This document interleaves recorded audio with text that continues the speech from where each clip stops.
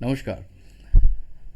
मैं हूँ आर मोहन और आज मैं आपके लिए लेकर आया हूँ वो सीक्रेट्स और वो टिप्स जो आपको यूपीएससी और सिविल सर्विसेज के एग्ज़ामिनेशन पीसीएस वगैरह में काफ़ी काम आएंगे। और किस ढंग से पढ़ें, क्या पढ़ें, कैसे पढ़ें, किस तरह से पढ़ें और क्या ना पढ़ें, इस पर हम चर्चा करेंगे। तो चलिए, आप हमारे साथ व्हाइट बोर्ड है और शुरुआत करते हैं।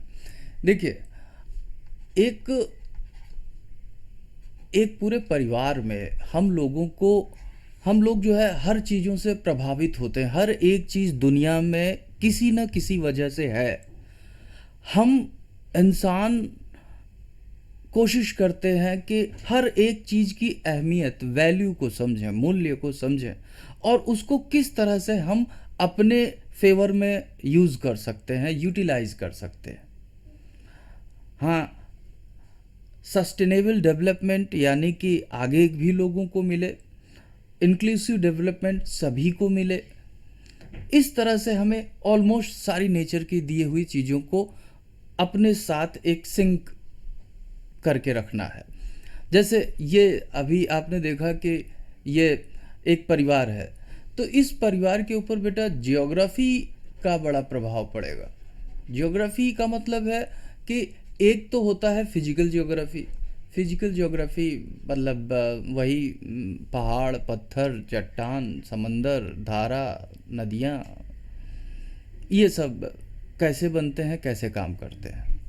और दूसरा जो होता है वो होता है ह्यूमन जियोग्राफी, मानव भूगोल। अब ये क्या चीज़ है कि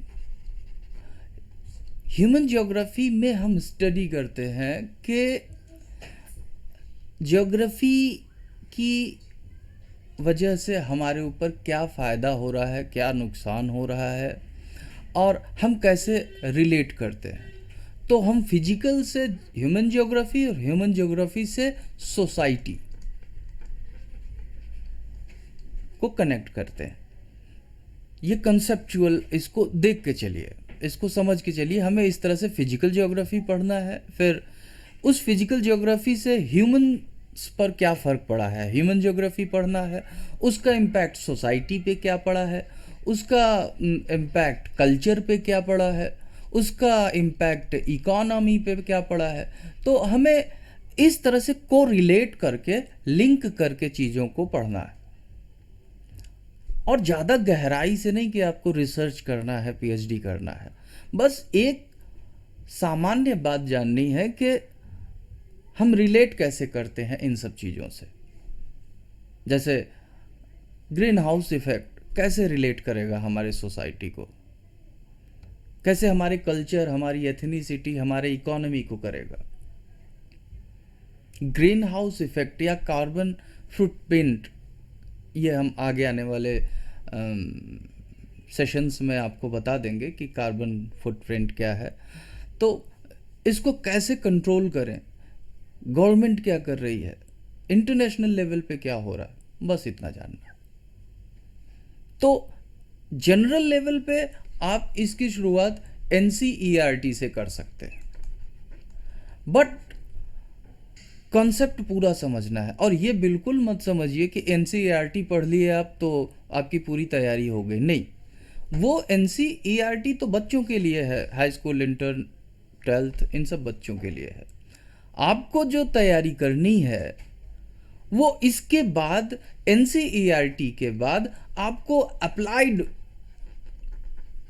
कॉन्सेप्ट बनाना है, अप्रोच बनाना है कि हाउ टू,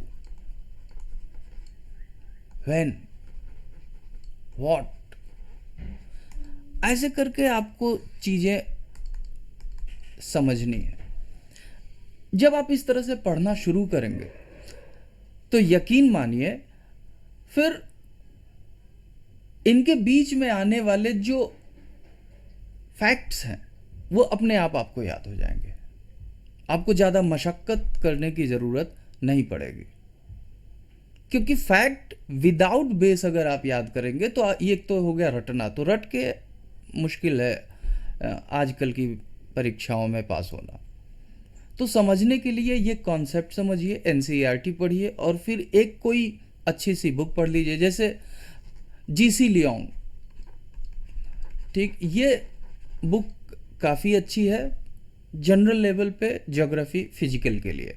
या हिंदी वाले महेश वर्णवाल पढ़ सकते हैं, वाल पढ़ सकते हैं, ये हिंदी इंग्लिश दोनों में आती है।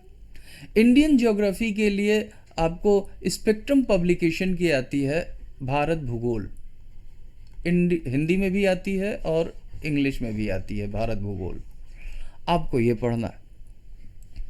लेकिन आप इनसे फैक्ट तो जान जाएंगे, आपका अपना एप्टीट्यूड अब इन फैक्ट्स को अपने लाइफ से, सोशल लाइफ से, कल्चरल लाइफ से, इकोनॉमिक से जोड़ना सीखना होगा, लिंक करना सीखना होगा। तो फैक्ट से और इन सब नॉलेज से तो आपका प्री निकल जाएगा, लेकिन जो ये कॉन्सेप्ट आप तैयार कर रहे हैं, जो ये अप्रोच तैयार कर रहे हैं, लिंक करना जो सीख रहे हैं, इससे मेंस निकलेगा बेटा। और मेंस ही नहीं, रैंक निकलेगा। आप तमाम चैनल हैं, तमाम बुक्स हैं, पेरिडिकल्स हैं, मैगजीन्स हैं, इसमें आर्टिकल्स पढ़ते हो, इश्यूज देखते हो, बट कभी उसको अपने आप से रिलेट करके देखो, सोसाइटी से रिलेट करके देखो, इकोनॉमी से रिलेट करके देखो, तब तुम्हारा मेंस तैयार होगा, आईएएस पीसीएस दोनों का। तब तुम एक यूनिक आंसर दे सकते हो, एक अलग आंसर दे सकते हो। हमारे साथ बने रहो, हम लिंक करने के साथ साथ जीएस कैसे हैंडल करें और जीएस को आपको बताने की, पढ़ाने की पूरी कोशिश करेंगे। मिलते हैं, नमस्कार।